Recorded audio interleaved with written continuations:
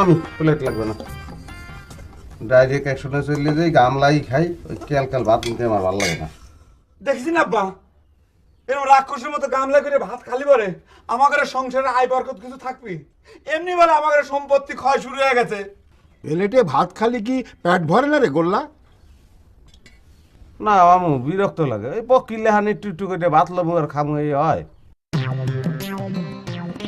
ছোটকালে তো এই গামলায় খাই, কই আমাকে ফ্যামিলির আয় বরকত তো কম। নিজেদের বাড়িতে এত আয় বরকত থাকলি পারে, তাহলে পারে এই মামার বাড়ি এসে পড়ে থাকতি না, বুঝছিস?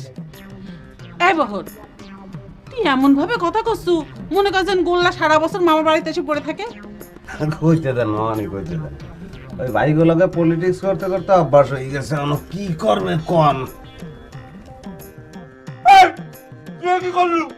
তুই আব্বার টিম নিবি কি করবি? ডাল যে ভাত খাইতে দিন ওরা। তাই বলে তুই আব্বার টিম নিবি? মামুর ডিম কি বেড়া মুখরের ডিম, আর মামুকে হারা জীবন খালি ডিম খাইবে, সে তো হারা জীবন খাইছে। ডিম খামু আন বেটা মোরা, মোরা হচ্ছে জুয়ান, মুগা হন ডিম খাওয়ার বয়স, কি কর মামু? দেখ বললা, বেশি বাড়াবাড়ি করবি না কিন্তু কয়ে দিলাম। আব্বার টিম ফেরত দে।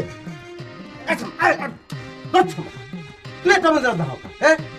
মামুর ডিম খাইতে আছে ভাই নাই, হিসাব হবে হাগো মধ্যে। তুই ডাইলের মাল ডাইল যে ভাত খাইলি, দরদ দেখা হবে না। সংবাদপত্র পড়ো, রেডিও দেখো, সেখানে কি বলে? এই বয়সে একটা বয়সের পরে ডিম খাওয়া যায় না। ডিম খাইলে আস্তে করে ব্লাড প্রেশারটা বাইরে যাবে, আমাকে মামুর টাস করে মরে যাবে। ডিম খাওয়াও না আজরাইল বলা বেটা। মামানি, ডিমের মূল জিনিস হয়েছে আপনার কুসুম।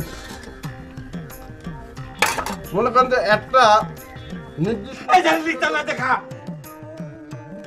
হ্যাঁ, ওই মনে করেন যে বয়স 30 যদি বাড়াই যায়, ডিমের কুসুম তার জন্য হারাম।